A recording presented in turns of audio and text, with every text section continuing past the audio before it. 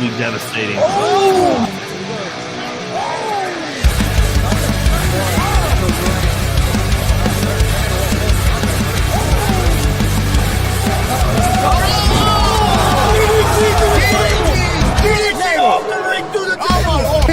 This is Joey Owens Show.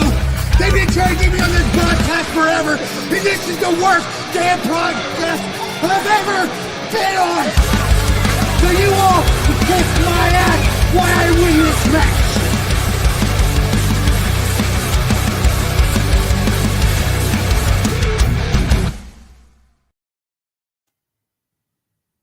All right, what's happening, everybody? Welcome to Facer Hill Pro Wrestling Talk. I'm Chris Gonzalez, joined by Tony Gonzalez and Marcus Fine. How's it going, guys? Doing good. Going pretty well. Are you straightened out now? I don't know, maybe. We'll see. Okay. Well, guys, let's get started. I've got quite a bit to get into. Let's start off with a quick review of pay-per-view I watched this past Saturday, Wrestle Dream. It was an okay show. I didn't think they had a lot of story going into it. The wrestling was pretty good on it. AEW always does pretty good with their matches. It's hard to stay involved with matches when they're 30 minutes long and there's really nothing going into it and there's nothing coming out of it. At least it is for me. But the match of the night for me was a tag team match. It was Bandito and Brody King. They're the tag team champions there. They took on Okada and Takashita. Really good match. I enjoyed it. To me, by far, that was match of the night. The next match I thought was pretty good, and it did have some story going into it, was the women's AEW championship. Chris Stanlander, the champion, taking on the former champion, Toni Storm. I thought it was pretty solid, and Statlander kept her championship. And then the other match was Hangman Adam Page taking on Samoa Joe for the AEW World Title. Hangman was the champion, and he hung on to the belt. But afterwards, Samoa Joe turned heel and attacked Hangman Adam Page. So Samoa Joe's back to being a heel. I think they had to make some changes. They needed some heels. They got a lot of guys. They got 3 or 4 of their big stars out right now with injuries, as WWE's having some issues with that too. So the pay-per-view was probably C+ or B for me. Still, I'm an old man, and they're still way too long. 4.5 hours for the pay-per-view, and then an hour and a half for the pre-show. So you're talking 5.5, 6 hours total. I didn't watch the pre-show, but I watched the pay-per-view, and you could tell the crowd by the end of the night was getting wore out. It's just a little too much. I think if they went 4 hours max, I think 3.5 would be perfect. Cut down to 7 matches. I think it'd be perfect for them with their style, but it is what it is. Real quick, I want to give everybody a heads up. This Saturday night, a premium live event, NXT Halloween Havoc. Looks like it's going to be a pretty good show. It's going to be live from Arizona, starting at 7 p.m. Saturday night. Just give you some of the matches real quick. The big match is the NXT Heavyweight Championship, featuring Ricky Saints putting the belt up against Trick Williams. Saints just won it, so I can't see him losing it, I wouldn't think. But that should be a solid match. Interesting thing happened. Sal Ruka, who's the NXT Women's North American Championship, got hurt on SmackDown last Friday night, injured her knee. So she was on TV, and it sounded like that she was relinquishing her title. But then Zarya said that she would defend it for her. So it sounds like it's going to be Zarya, her tag team partner and friend, defending the belt against Blake Monroe. I don't know if she did give up the belt or not, but I know that Zarya is defending it, is the way it sounded. Next matchup is the women's NXT championship. Jacy Jayne, the champion, putting it up against Tatum Paxley. Tatum Paxley's got a lot of steam as of late, and I think she might win it. I think they could make a change here. So I think it'd be a good match. She's kind of got that Halloween spooky vibe, and they're kind of going for that a little bit. Then we have another big match. Ethan Page putting up the NXT North American Championship against Dr. Wagner from AAA, and it's supposed to be. I'm not sure what kind of match it is. It's the Day of the Dead match. I don't know what that exactly means, what that pertains. They haven't given out the rules for the match, but that should be interesting. A couple more matches. I'm going to give them out. The Hardy Boys are putting up the NXT championships against Dark State, and it's going to be a Broken Hardys match. Again, I don't know what that means. I was because the Hardys went into the Hardy compound, into their lake of redemption or something, and come out, and now they're Broken Hardy and Broken Matt Hardy and Nero. So I don't know what this is all going to conclude. So we'll see.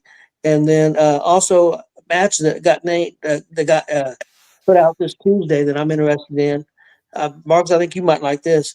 Well, you've seen Javon Evans and Leon Slater tag together. You've seen them wrestle a match against each other. Well, now they're going to be tagging again and against Mr. Iguana and La Parca. Oh, cool. And I think that'll be a fun match. So yeah, it will be. I think that'll be really good. So I know the crowd seemed like they were fired up for it. And that's just some thing that happened last Saturday, and things going to happen this Saturday. So I think NXT is going to be pretty good this Saturday. Hoping to be back in time to watch it. If not, I'll watch it Sunday because I'm going to be out of town. AEW was a decent show. I mean, their style's a little different than what I like.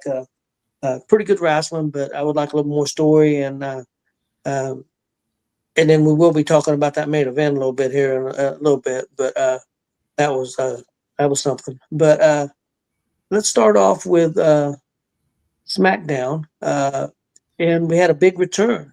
We had Dragunov returning, answering the open challenge from Sami Zayn for the U.S. Championship.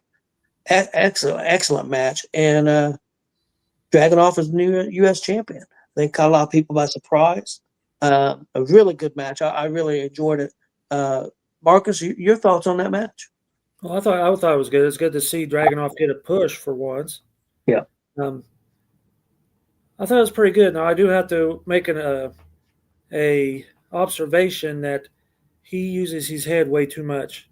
Yeah. He's going to end up like Dynamite Kid and Chris Benoit if he keeps that cracking that gourd like he does.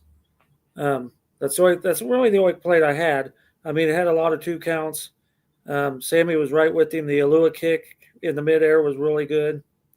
The crowd was chanting where they had to bloop the holy shit chants. Yeah. So it was very well done. And then are we going to the end of that, or from Solo Sikoa and all that coming out, or? Yeah, you go ahead. Go ahead. Okay, I do like what do they call them guys? MFTs. MFTs. I love that look. I love that look of that group. Well, see, that the paint is what the 2 of those guys that came from Japan, the 2 brothers, when they were in the Bullet Club, they wore that war paint. So that was called that tag team. The 2 brothers was called the Gorillas of Destiny, and that was their kind of their MO was that paint. So now they got all of them wearing that except for Solo. Solo hasn't wore the war paint yet. I think I like it. I really thought they were going to set up a Survivor Series match between Solo's group and Sami Zayn and Dragunov and who's the other one? Dragon Lee. But then the Wyatt Six come out, and it's like, oh, that's where they're going with the Survivor Series match. Yeah. So, I know some people were upset because a lot of people felt like that the original War Games match was going to be involving CM Punk and all those guys. But now, of course, you had Seth get hurt. So I think plans could have changed. So I think they may be pivoting to that being the War Games match. And if it is not the War Games match, it could be, hopefully, if it's not the War Games match, it's a Survivor Series match. That they would come in, because I think a lot of people have been wanting, a regular Survivor Series match back on the show. They do. So, we wanted. So and 5, not 4-on-4, 5-on-5. And they've got 5-on-5 there. I mean, even though one of them's a female, she's crazy enough. I think she'll be fine. But yeah, I like what they're doing with Solo and his group. I like what they're doing. With Wyatt Six, they've been a little dark at times. They seem heelish, at times they don't. So I'm not sure where they're kind of walking that line. I love seeing Dragunov, and does Dragunov's style remind you of anybody? Or to me, it just seems like that's his style, and I really can't think anybody that kind of wrestles like him. I can't think of anybody. No. At least not right now. Yeah. I thought he's put me on the spot. I'm like, no, I don't. No, and I Okay. think that's why I like him so much. He's so different. And like you said, that's kind of his gimmick. He don't care what he does to his body. Like you said, he may pay for that in the future because he. Well, those two guys had issues because they did all them headbutts and stuff. Yeah. So, and that's the first thing that hit my mind. It's like, buddy, you better slow down. Chris, you didn't get to see this one, did you? Oh yeah. Okay. I actually just finished watching it a few minutes ago, but it was I liked it. I thought it was a real good match. My only complaint really was I loved the flying headbutt. He hit him right at the end, but that should have been the end of it right there. There wasn't no reason to drop the forearm. I didn't like going off the ropes dropping that forearm. Once he hit that flying headbutt, should have just been the cover right then, and I think it would have been perfect. That was really my only complaint because I thought the flying headbutt was awesome. It looked good and everything, but I don't. And I'm just not big on them forearms when the guy's laying there. It just don't.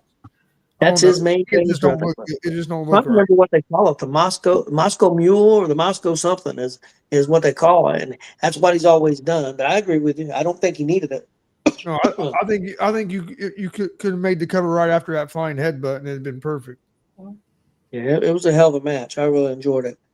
Next thing up was on SmackDown. Also, it was Cody Rhodes and Drew McIntyre. It was supposed to be Jacob Fatu taking on Drew McIntyre in a number one contendership match, and of course, it had been announced earlier that Fatu was going to be out for a while, and so all of a sudden, they go. I think he even started playing his music, and all of a sudden, you see Fatu laying in the back and bleeding from the mouth, and looks like teeth's on the floor, on the cement there, and then Drew comes out and saying he wants to be the number one contender now because there was no match. It was supposed to be a match, and he forfeited. So he gets the number one contendership. Well, then Cody comes out and is upset, and he's out. He's dressed in his almost like a suit, but I don't think he has the jacket on. He comes out and saying they do the match right now. I don't know if it was ever an official match. I don't know if the bell ever rung, but they went all over the place, and I liked it. It was something different, kind of old school a little bit, but I enjoyed it. It was a little different. The one thing that some people questioned was Cody getting himself disqualified, but hitting him with the belt. Why did he do that? Normally a face don't do that, but I don't know if Cody's your normal face. Marcus, your thoughts on that match? Well, I believe there was a match because the referee reffed it. Yeah, that's true. So I don't know how Cody wrestled in his damn dress shoes. I know. I wouldn't think he'd have traction. Then he got up on the top rope. I'm like, bud, that's kind of risky. Yeah. You got to give it to McIntyre. The strength, he was throwing Rhodes around like he was Shane Mercer throwing people around. Yeah. The power he had in it. I thought it was funny. The referee's picking up Cody's buttons off his shirt. I don't know if you noticed that. Yeah, I did. He all the buttons off. And of course, with that announcer table on the time, when the end of the show is about to happen. Yeah. When they take out the announcer's table and the timekeeper's area. Yeah. But I thought it was really good for throwing. I think it looked like a thrown together match, really. It could have been, or they wanted to make it look that way. Yeah. I mean, I think that was the plan. I think it was planned, but I think they wanted to make it look that way because of, he supposedly got took out and everything. And a little backstory on that, what Fatu is having done is work on his teeth. Oh, so it's okay. Let's just go ahead and knock his teeth out because he's going to have redone anyway. So yeah. So he was having oral surgery of some type. That's why he's going to be out. And he's not going to be out near as long. Some people say he's going to be out a long time. I don't think it's going. I think it's just going to be a few weeks, and he'll be back. But yeah, But I thought that was interesting. It's going to be oral surgery. So let's just show teeth on the ground, a bunch of blood. So, but yeah, I enjoyed it. I thought it was a little different than what they normally do. I agree with you. They need to get away from the table stuff. It's into every show involves a table almost. And the timekeepers area. Yeah. I mean, they need to come up with something else. I agree with you 100% on that. Chris, did you happen to get to see any of that?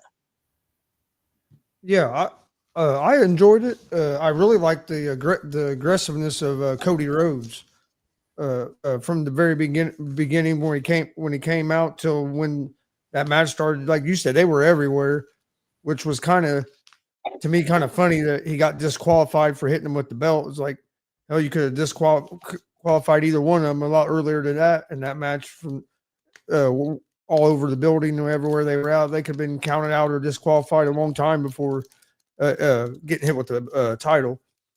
But no, I liked it. I thought it was good, and like I said, I thought I really enjoyed the aggressiveness of Rhodes. Yeah, I agree with you. I did too. I thought it was pretty well done. SmackDown's been good the last couple weeks. Raw's been pretty good for several weeks, but SmackDown, I think they need some new blood. I think it's time to bring 2 or 3 people up from NXT. I think they could use some new blood. I really do. And you don't see Randy Orton for whatever reasons. You don't see Randy Orton all the time. I wish they would. Then again, he may be on a part-time schedule. He's working when he has to. Yeah, I understand that. Same thing with Roman Reigns. But it's hard to tell stories that keep people interested in if they're not there all the time. So, all right, guys, let's move on to Monday Night Raw. The first thing I had was Jey Uso. There was a big battle. There was a big battle royal because they needed a new contender with Seth Rollins. It was opened up the show that Seth Rollins had to give up his belt. So now there's no champion, and there's going to be a championship match on Saturday night's main event, November 1st. And CM Punk had already won a number 1 contenders match, so he's in the match. So they did a kind of weird. It was end up a 17-man battle royal. I don't know why it was 17, but a 17-man battle royal. I don't know why they couldn't come up with at least 3 more guys. That's because they didn't have 3 more guys. They used whoever was left over. I guess. Good old indie trick. Well, it was supposed to be a 19, but Braun Breaker and Bronson Reed got kicked out of it because they're the ones that caused Seth Rollins not to be in it, supposedly. So they took them out, which I like that. I thought that was a good way. Why reward the guys that did the bad deed? So Jey Uso ends up winning the battle royal, and I don't know. Did he betray Jimmy Uso? I don't know that he betrayed Jimmy Uso. He was out for himself. But Jimmy Uso did save Jey a couple times during the match, and that was his decision. But when it came time for Jey to try to save Jimmy, he did not. He helped eliminate him. So I thought that was interesting. And let's get your thoughts on that, and then we'll talk about maybe a little about what you think about Jey Uso going up against CM Punk on Saturday night's main event. Let's Chris, did you see that?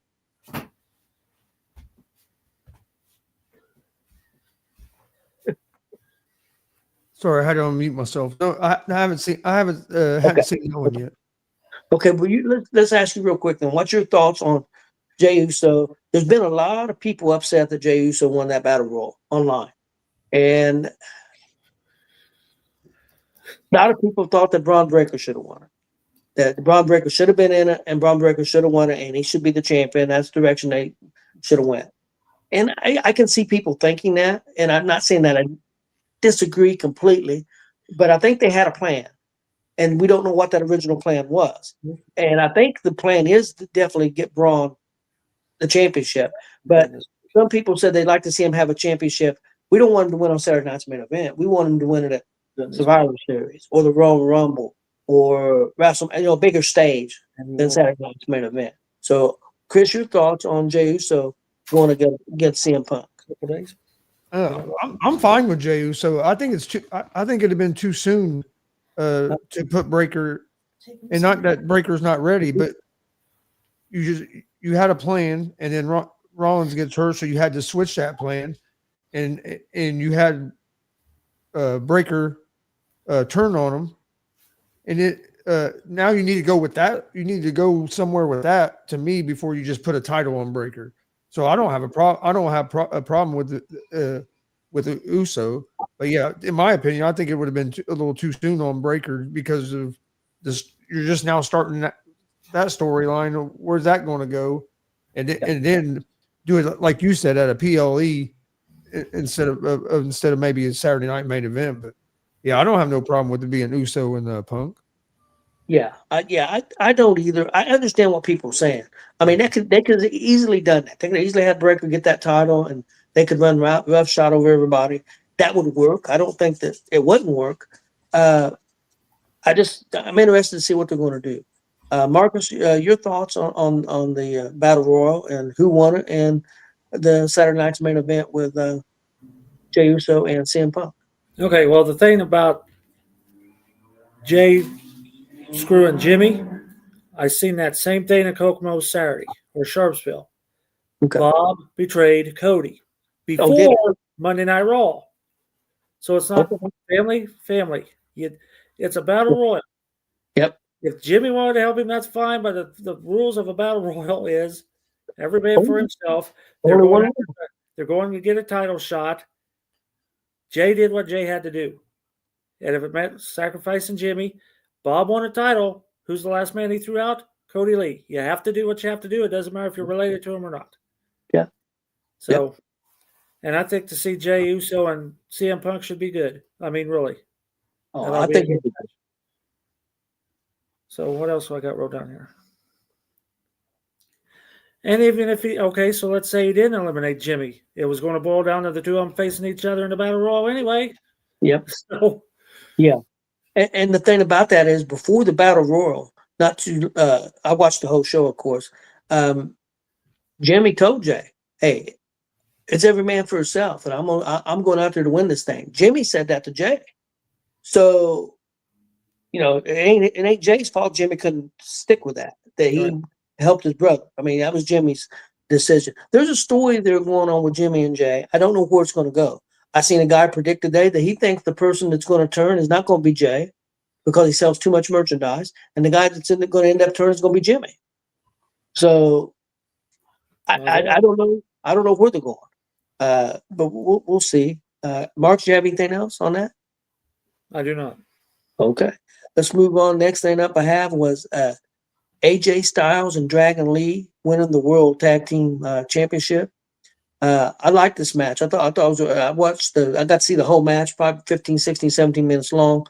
It was pretty good. I'm not crazy about makeshift tag teams being the champions. Dragon Lee and AJ Styles have teamed up maybe 2 or 3 times, but that's just the way AEW's done that too, and WWE does it a lot too. So it's just the way it is. I think it's cool that AJ's going to get another belt. I think it's more about trying to get Dragon Lee over than it is, than AJ Styles. You know what I mean? He don't need a belt. But I think they're trying to give Dragon Lee something and get his name out there. And Finn Balor and his partner don't need the belts. His partner, I tell you what, I'm having a brain fart. Chris, maybe you can help me with his name. I can't think of him. I can see him, but I can't think of his name. It's just outstanding. I mean, he's one of the best in the ring right now. As far as working and facial expressions and taking bumps, he's outstanding. But Marcus, your thoughts on this match? I don't know if I have any thoughts. You already said them. They're giving AJ a title run. AJ's going to help Dragon Lee get over. Yep. Finn and his buddy don't need him, and I thought it was an awesome match. And I like the ending where they put him in the Styles Clash, and he flipped it around and put him in the Styles Clash. Yeah. They put AJ in the Styles Clash, and he flipped him over and put him. What was it? AJ put him in the Styles Clash, or was the other guy? Yeah, no, it was AJ. Okay, and then he ended up putting him with his own moves, even though the other guy tried to win with these moves. I thought I loved it. Looked like Finn Balor had him, and AJ out of nowhere switched it back to himself and got the win. So it was very well done. I enjoyed it a lot. I think they're killing 2 birds with one stone. It's AJ's last title run, and he's helping Dragon Lee to help give him the push. So, I agree. Chris, did you get to see any of that one? Yeah, I thought it was good. It's the guy. I think the guy you're talking about is McDonough, isn't it? Yeah, JD McDonough. Yep. I couldn't have it either. He's very underrated, man. He's really good. Yeah, he's really. I thought I enjoyed it. I thought it was a pretty good. I got to see like a 3-minute clip thing of it. But yeah, what I saw of it, I thought was good. Yeah, that McDonough is what is really underrated. Next thing up, guys, have, and I really enjoyed this. I'm excited to hear what Marcus thought of this. It was the Becky Lynch confronts Paul Heyman on behalf of Seth Rollins. I like the way this was shot. I like the way it was done. I like the way, a lot of times the women like to have makeup and everything. She had just been in a match. She was all sweaty. Most of her makeup was off. I just liked it. I mean, I've never seen one done quite this way with a woman against a guy. And I thought it was perfect. I loved it. But Becky is doing just outstanding work right now, I think. I know we criticized her early on when she first came back, but right now she's not, and she has been for a few months now. She is knocking it out of the park, I think, in my opinion. But I wanted to see what Marcus thought of that, because I wanted Marcus to see this, because I really enjoyed it. Oh, I did too. Becky didn't say nothing for like 3 minutes while Paul just rambled on and on and on, and she's just staring him down. Didn't flinch, didn't blink, just stared at him. And then the next thing she called him a penciled face prick. And says, well, Punk was, or Seth was going to take him out anyway. He was just waiting on you guys to turn on him. What the fuck took you so long to do so? Yeah. I just love the way it flowed. So, yep, I just like it was. It was very well done. Yeah, I did too. Yeah, it caught me by, like I said, Becky's been doing good work, but just the way that was done, I wasn't expecting that. I thought, I would think she'd be hysterical or something because, that what they did to Seth, but she wasn't. She was calm, she was collected, and she just give it to Heyman, and it was good. It was really good. Chris, did you get to see that? Oh yeah, that I loved it. I loved the penguin face prick. Yeah. I thought that was awesome. As soon as she said, I started cracking up. Yeah. But, and then how she told him that Seth was using him and everything. Yeah, I thought it was really well done. And it was something that needed to be addressed. I mean, because, they needed to address that because she's going to be on the show with. And I like Paul trying to say she could still be part of the group or he could still manage her or whatever. It was very well done. So I really liked it. The next clip that I want you guys to watch was AEW Wrestle Dream, and it involved Darby Allin and John Moxley. Want to get you guys' thoughts on that. And then I'm going to talk a little bit about the finish. And it really didn't show the exact finish on that. But I wanted to explain how they finished the match and see what you guys thought of that. Marcus, your thoughts? Let me go first real quick. What the fuck did I just watch? What, you just watched the AEW? Yeah. Yeah, go ahead, Chris. Go ahead, Chris. It's fresh in your mind. You just see it. Go ahead. Like, what the fuck? I watched a guy trying to get drowned in a fucking fish tank. Like, what are we doing? And his thing looks like he's homeless or something. I don't know what the fuck's going on with that. What the hell? Whoa. What do you think about when they threw Darby Allin, when Castagnoli threw him? Son of a biscuit eater, man. Yeah, it was another one of them Shane Mercer tosses. It's like shit. Well, and then they had them. Alan isn't fucking ain't much bigger than me. No, probably not. Castagnoli's always been tougher than hell. I mean, I wish he was back. I wish he was still in WWE. Yeah, I liked him a lot better there. But they had them skewers, them wooden skewers, and you know what it was? Is that what he was pounding in his hand? Okay, I couldn't tell. I didn't know if it was a wire or what he was trying to do to it. Them wooden shish kebab skewers. That's what they were. Yeah, that's what they were. And it was crazy. And one thing there was a little bit of blood in the match, and they let it go. St. Louis, because they was in St. Louis. St. Louis give them all kinds of restrictions. I guess they're still pretty hardcore on restrictions. So no blood. There ain't gonna be no blood. You ain't doing we ain't gonna have no bloody, everybody bleeding all over the place and all this crap. You're not doing it. So they had restrictions. So they try to come up. So now they're probably thinking, "Oh, okay, you can have blood. Don't be doing this fish tank bullshit." Yeah, let's not drown nobody. Yeah. And man, they went crazy on the internet. A lady that used to work there, Sarah Stock, she worked in WWE, and then she became a coach in AEW, and she's no longer there. But she came out and thought it was over they shouldn't be doing this. Kids watch this, and they shouldn't be drowning people. Act like they're drowning people. She thinks it's bad. It's not family friendly entertainment. And then people say that, well, AEW is not family friendly. Well, that's been their tagline of late. But we're family friendly entertainment. No, you're affordable entertainment. Yeah, your tickets are only $40, start at $40. So you're family affordable. I don't know if you're family friendly.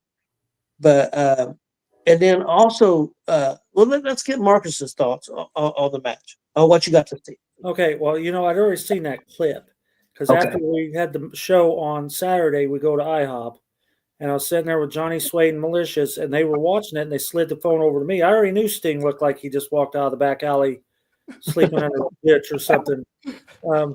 Because I'm like, well, what the hell? They said, well, he didn't dye his hair, he didn't dye his beard. That is his natural hair color. It's like, well, no, he looks like Grandpa Sting, so maybe it is Grandpa Sting. Yeah.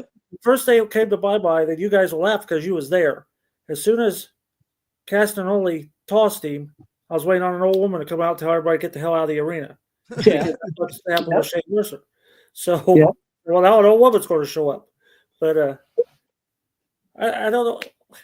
I can't say it's a match because it really wasn't a match. It was just a bunch of stupid shit, really. I mean, where'd the fish tank come from? Did he fill it or did he bring it in from the bag? It looked like it had 30 fish water in it. So his cohorts, his other people in his group run in the fish tank, and they run in 2 coolers, look like Gatorade coolers, with water, and poured water into the fish I tank. must have got the water out of the Mississippi River or something.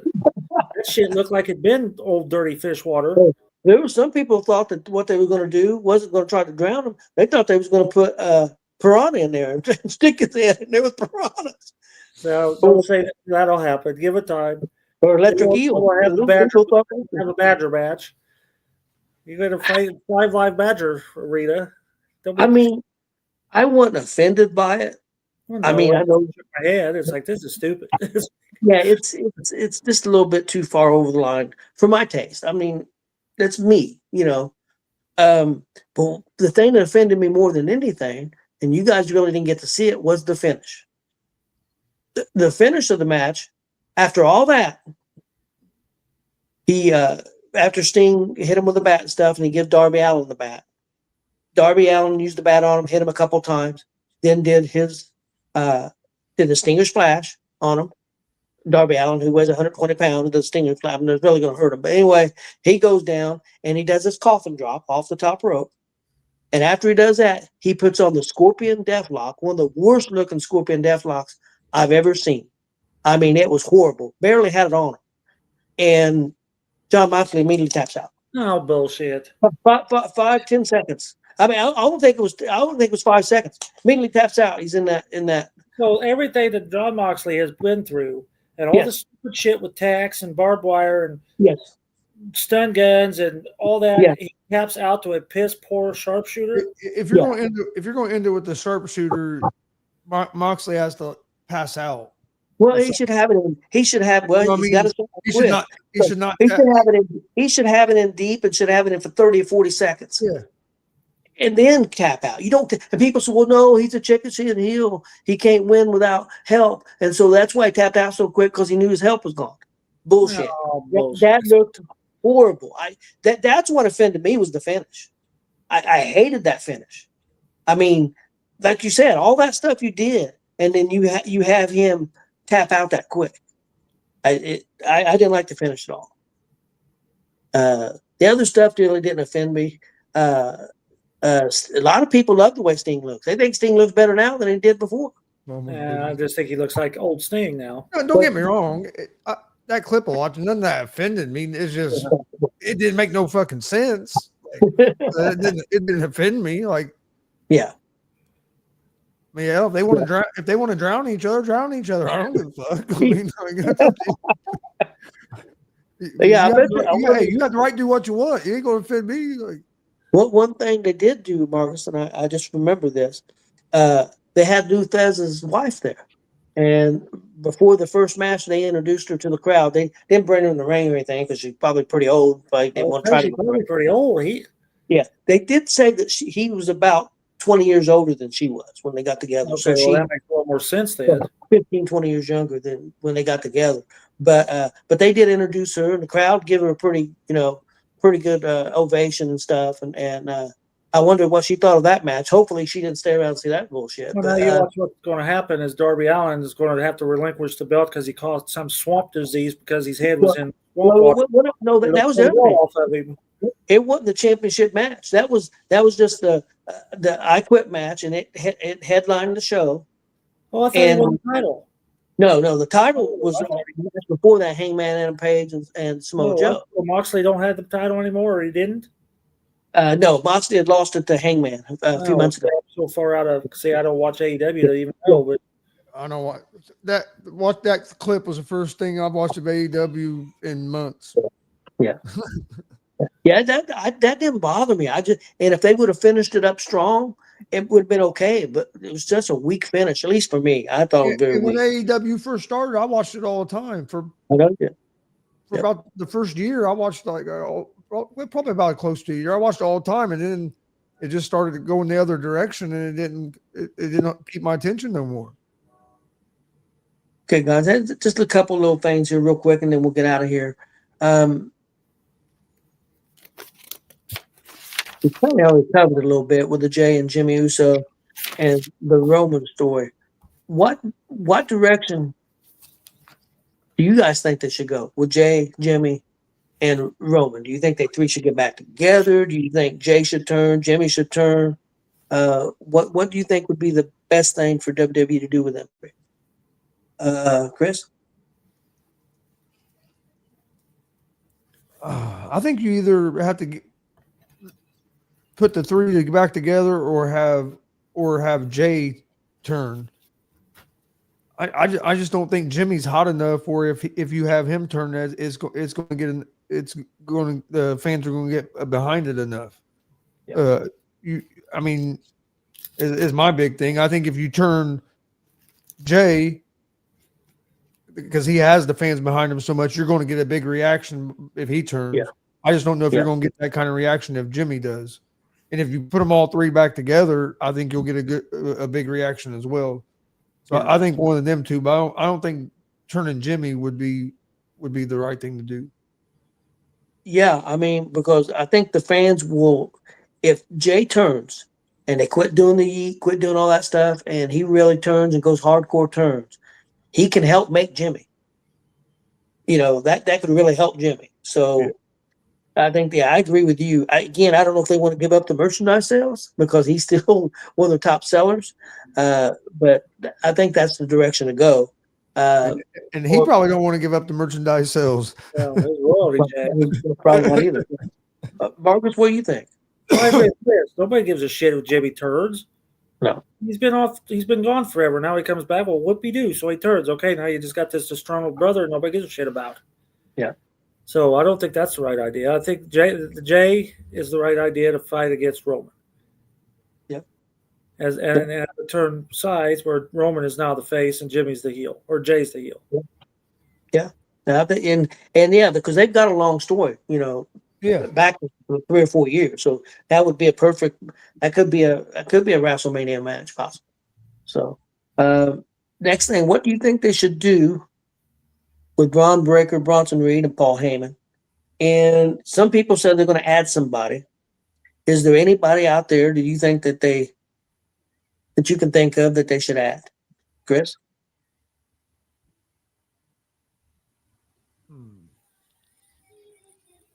If it was me, if you're going to add somebody, especially if they're going to put the title on Breaker, I would add Lesnar and put the tag team titles on Lesnar and Bronson Reed, and you could use Lesnar to really push Bronson Reed even more.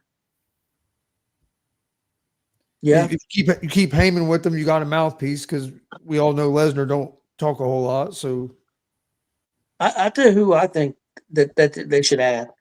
And it's a younger guy. And I think he'd be good with Heyman, and he could learn from Bronson and Braun Breaker. And that's Obafemi. No, I think we talked about that already. Yeah. Yeah, I think Obafemi with them three because he's so new to the business, and Ron's not been in the business real long, but he's been there 5, 6 years, about 4 or 5 years, and Bronson Reed's been around for a long time, and then you got a new guy like that. Yeah, I think that would be good. And then the one guy that people keep, and I'm high on him, but he hasn't been around for a year or so. I can't think of. He's part of the tag team of the Aussie Down Under. Chris, do you remember who I'm talking about? Austin Theory and Wallen or Yeah, Waller. a lot of people think Austin Theory is the guy that they should add to him.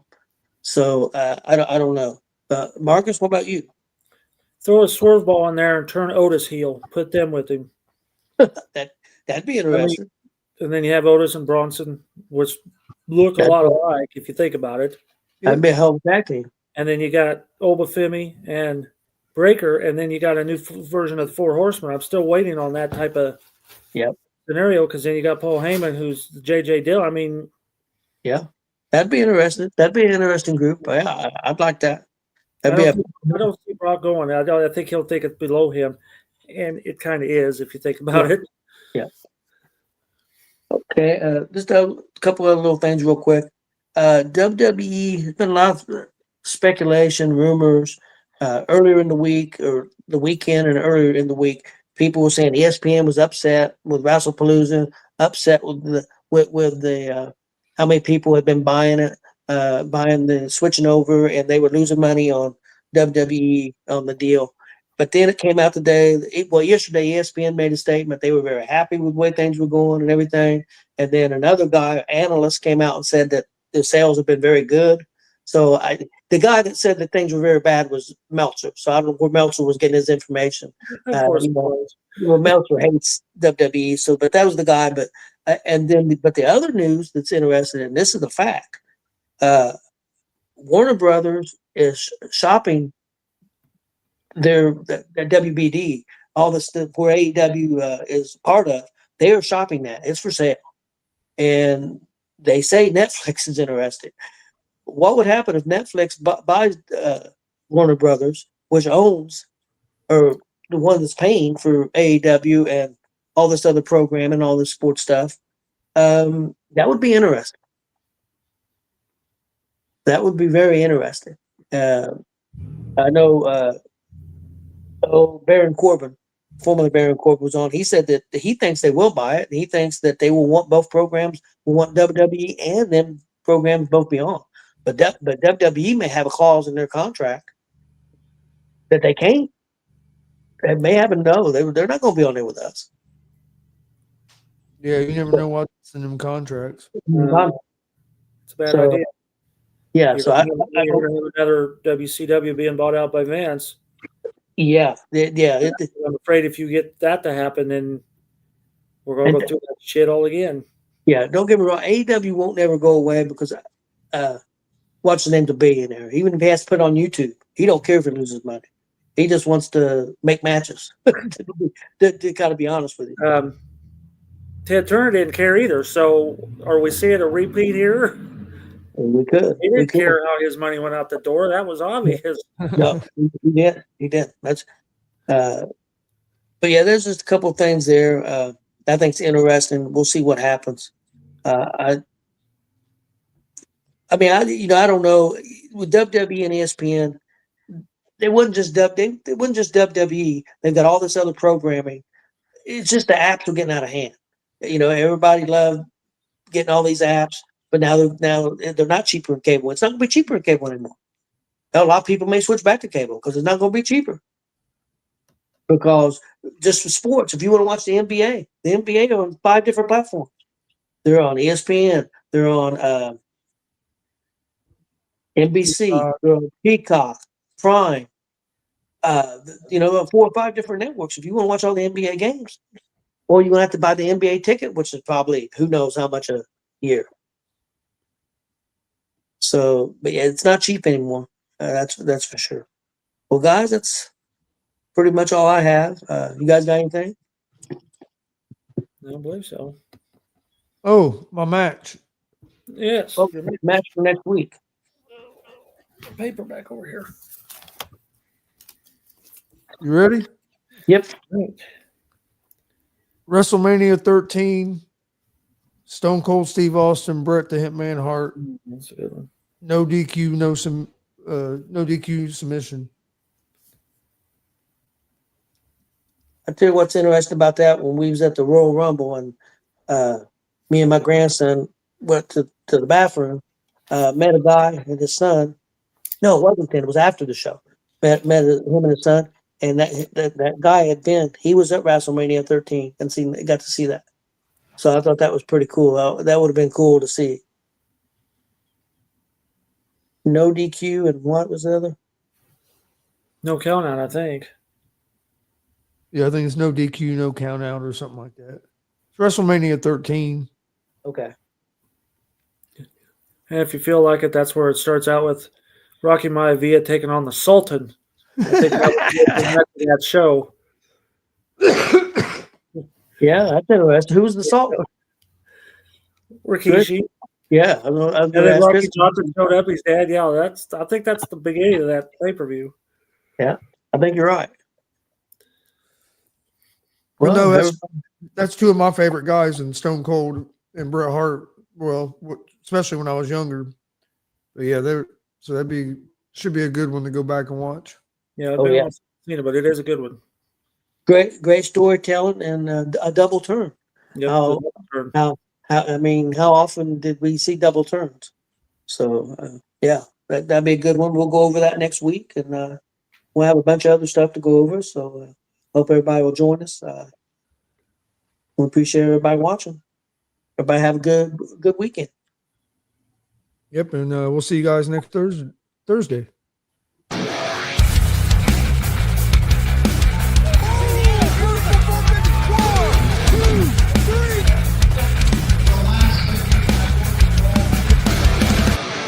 That'd be absolutely devastating.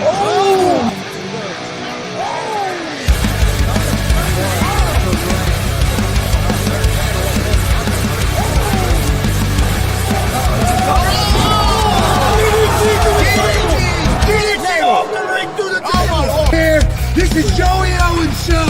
They've been trying to get me on this broadcast forever, and this is the worst damn broadcast I've ever been on. So you all can kiss my ass while I win this match.